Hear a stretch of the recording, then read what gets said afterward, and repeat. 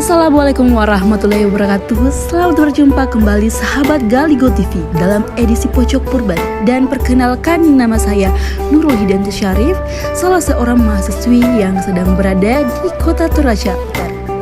Saat ini saya sedang berada di Gereja Tua Rantepao atau dikenal sebagai Gereja Toraja Jemaat Rantepao.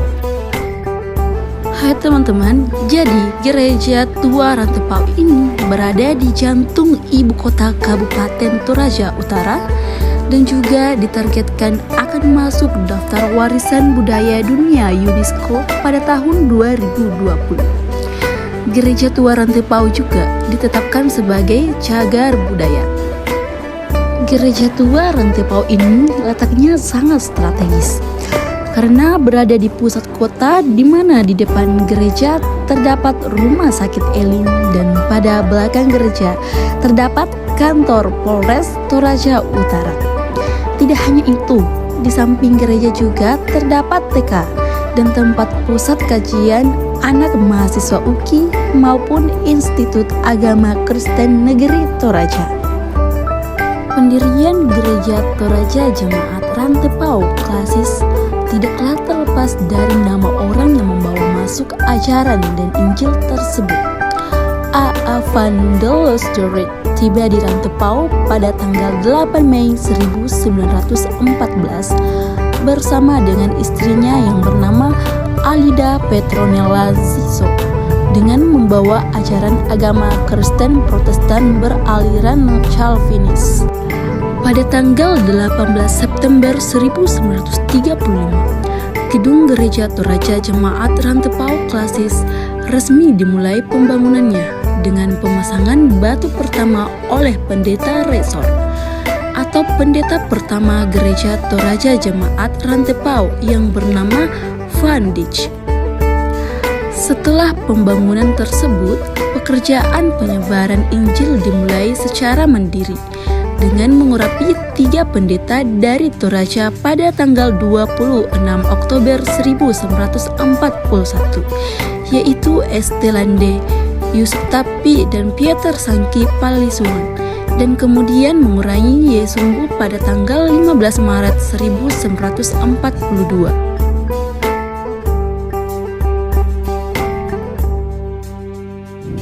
Gereja Toraja Jemaat Rantepao Klasis resmi berdiri secara mandiri pada sidang Sinode AM di tahun 1947 dengan pendeta Toraja pertamanya yang bernama Estelande. Setelah itu diakui dan menjadi bagian lembaga PGI pada tahun 1950. Dalam tahun 1983 sampai tahun 1984 telah didirikan cabang-cabang gereja guna memperluas pelayanan, dan pada tanggal 31 Maret 1986 diurapilah pendeta perempuan pertama di Gereja Toraja Jemaat Rantepao, yaitu Ibu DM Anggui.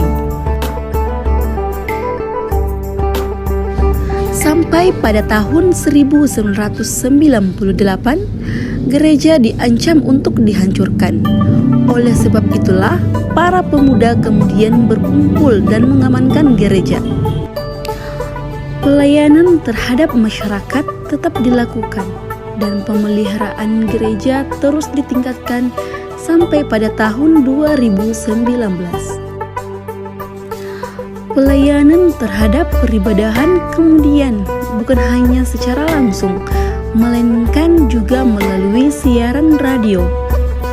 Gereja Toraja Jemaat Rantepao Klasis dalam bidang sosial adalah melakukan pekerjaan diakonia, yaitu pelayanan terhadap masyarakat. Selain itu, Gereja Toraja Jemaat Rantepao Klasis juga berperan pada pendirian beberapa sekolah seperti West House School atau Kepandaian Poetry pada tahun 1938 dan kelompok bermain TK Talitakum tahun 2007.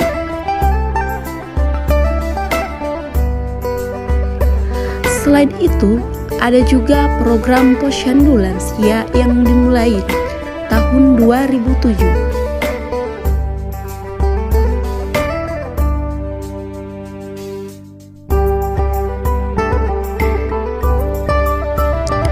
Dalam bidang kebudayaan, dilaksanakannya upacara Rambu Solo dan Rambu Tuka yang menjadi pelayanan untuk peribadahan dalam upacara tersebut.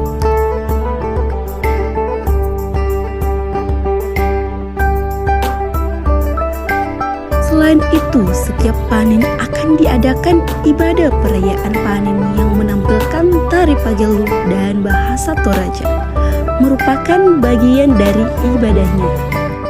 Selain itu juga penerjemahan Alkitab ke bahasa Toraja yang selesai pada tahun 1960 diberi nama Surah Madatu.